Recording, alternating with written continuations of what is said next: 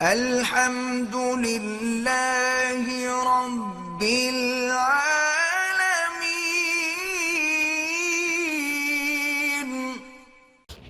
نحمده ونصلي على رسوله الكريم. أما بعد، قال الله تبارك وتعالى في كلامه المجيد: أعوذ بالله من الشيطان الرجيم. بسم الله الرحمن الرحيم. النبي أولى بالمؤمنين من أنفسهم وأزواجه أمهاتهم. قال النبي صلى الله عليه وسلم: كمل من الرجال كثير ومن النساء مريم وآسية وفضل عائشة للنساء كفضل الثريد على سائر الطعام، أو كما قال رسول اللہ صلی اللہ علیہ وسلم. آج کے درس میں سیدہ عائشہ صدیقہ رضی اللہ تعالی عنہ کے بارے میں کچھ معروضات عرض کرنے ہیں. سیدہ عائشہ کا نام عائشہ ہے اور آپ کا لقب جو ہے وہ صدیقہ بھی ہے اور حمیرہ بھی ہے، اور آپ کی کنیت جو ہے وہ ام عبداللہ ہے. اصل میں عبداللہ جو ہیں، عبداللہ وہ آپ کی بہن بی بی اسماء کے بیٹے ہیں. چونکہ بی بی عائشہ کی اولاد نہیں تھی تو حضور نے فرمایا کہ تم اپنی بہن کے بیٹے کے نام پہ کنیت رکھ لو. تو آپ کی کنیت جو ہے ام عبداللہ ہے، اور آپ کی والدہ کا نام جو ہے وہ بی بی زینب ہے. ان کی کنیت جو ہے ام رومان ہے. ام رومان یہ کنیت ہے، اصل نام ان کا زینب ہے. اور آپ کے والد جو ہیں وہ سیدنا ابی بکر صدیق ہیں رضی اللہ تعالی عنہ وارضاہ. یعنی اللہ کی شان ہے کہ صدیقہ بھی صدیق کے گھر میں پیدا ہوئی، اور یہ ملکہ کائنات صدق تھی، اور اس کی تربیت جو ہے وہ سیدہ ابو بکر رضی اللہ تعالی عنہ نے فرمائی. آپ کی عمر اس وقت 6 سال تھی. جب سیدہ خدیجہ رضی اللہ تعالی عنہ فوت ہو گئی تو حضور بڑے اداس ہو گئے.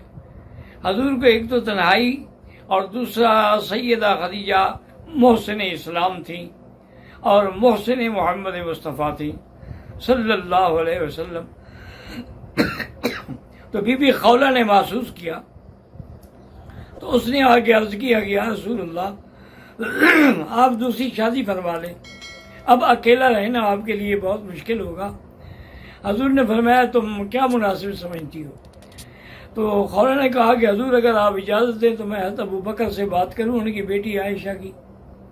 آپ نے فرمایا ٹھیک ہے بات کرو، ہو سکتا ہے وہ راضی ہوں یا نہ ہوں.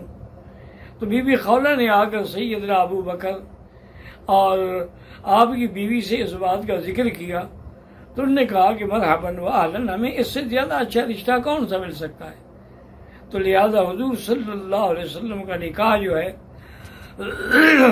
وہ بی بی عائشہ سے اس وقت ہوا جب آپ کی عمر 6 سال تھی، اور حق المہر جو ہے وہ 500 درہم رکھی گئی.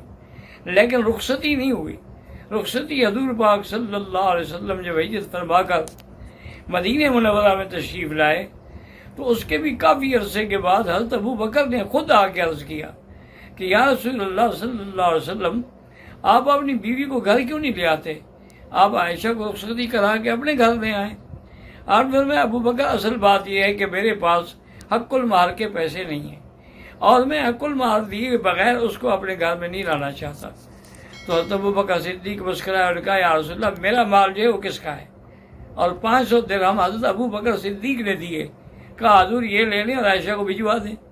تو حضور صلی اللہ علیہ وسلم نے بی بی عائشہ کو 500 درہم حق المہر بھجوائی.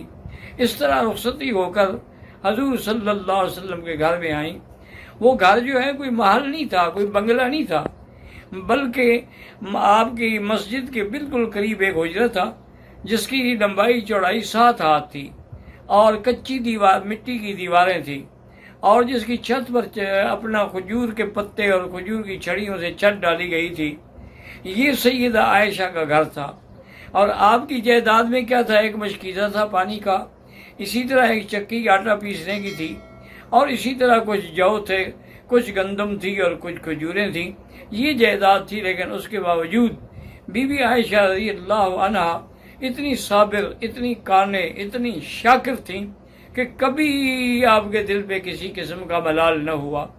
ایک دن میرے آقا رحمت دو جہاں صلی اللہ علیہ وسلم بیٹھے تھے گھر میں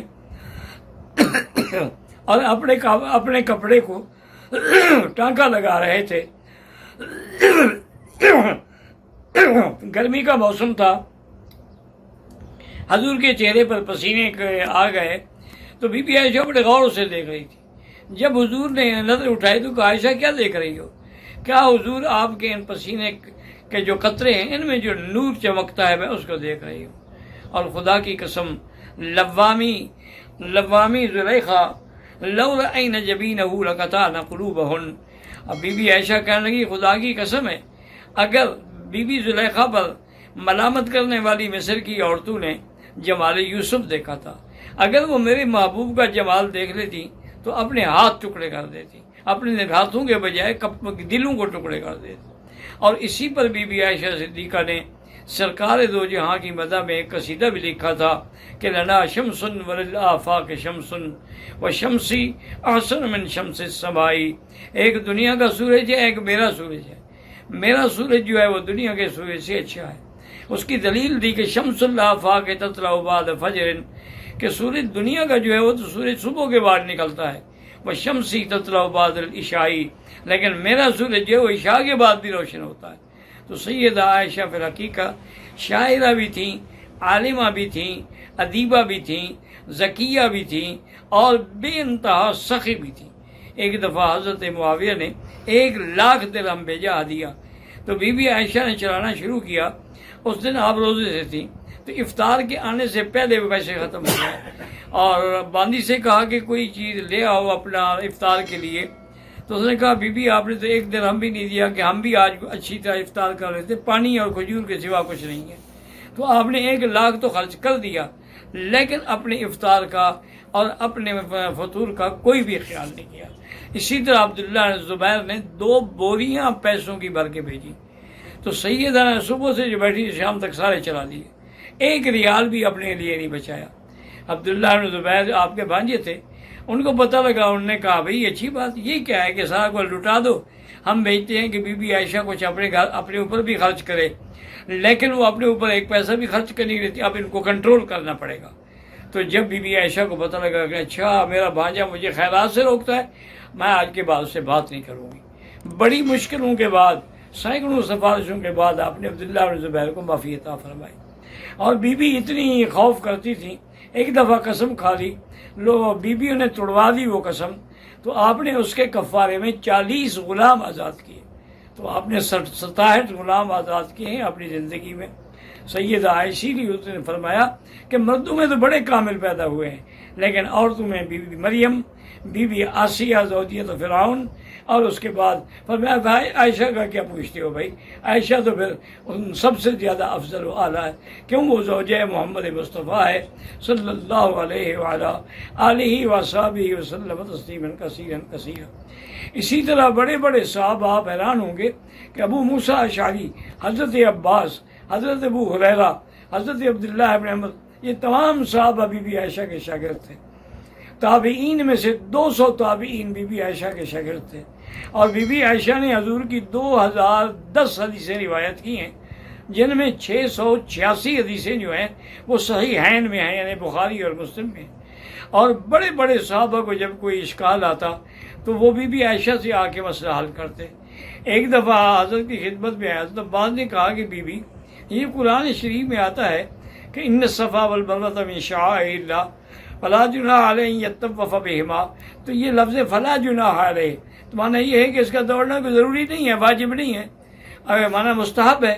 بی بی نے کہا تو نے سمجھا ہی نہیں، اگر ایسا ہوتا تو اللہ فرماتے فلا جناح علیہ ان لا یطوف بہما، آپ نے فرمایا ان یطوف بہما، اس کا معنی یہ نہیں کہ مستحب ہے، بلکہ کفار مکہ نے صفا و مروہ پہ بت رکھے ہوئے تھے، تو بعد میں بت ختم ہو گیا، لیکن صحابہ کے دل میں کھٹکتا تھا کہ آج ہم اسی جگہ پر صفا دوڑیں۔ اللہ نے قرآن نازل کر دیا، کیا کہہ رہے ہو تم، یہ تو شاعر اللہ ہیں، اگر کسی نے شاعر اللہ کی بے حرمتی کی تھی تو اس کی عزت تو اور مقام تو ختم نہیں ہو جاتا۔ تو حضور بھی صفا دوڑتے رہے اور صحابہ بھی صفا دوڑتے رہے، تو وہ مسئلہ جو ان کو سمجھ نہیں آیا تھا فوراً سمجھ آ گیا۔ اسی طرح ایک دفعہ ایک صحابی نے آ کے پوچھا کہ عائشہ قرآن میں آتا ہے وَلَا تَأْكُلُوا مَالَ الْيَتِيمِ، اوپر مال یتیم کا ذکر ہے، اور آگے اللہ تبارک و تعالیٰ فرماتے ہیں فَانكِحُوا مَا طَابَ لَكُم مِّنَ النِّسَاءِ مَثْنَىٰ وَثُلَاثَ وَرُبَاعَ، تم 1 2 3 4 تک شادیاں کر سکتے ہو، تو یتیم کے مال کا ان شادیوں سے کیا تعلق ہے؟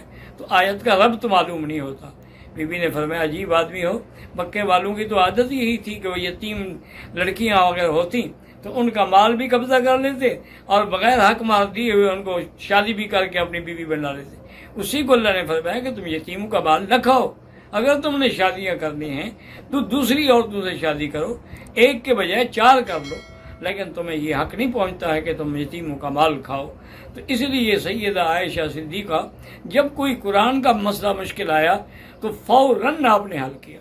ایک دفعہ ایک صحابی نے پوچھا، بلکہ عبداللہ بن زبیر نے پوچھا کہ یا امہات المومنین 3 مسئلے میں آپ سے پوچھتا ہوں۔ فرمایا پوچھو۔ کیا ایک تو یہ بتائیں کہ کیا اللہ کے نبی نے اپنے خدا کو دیدار کیا ہے؟ اور دوسرا مسئلہ انہوں نے کہا بھی کیا ہے؟ انہوں نے کہا دوسرا مسئلہ یہ ہے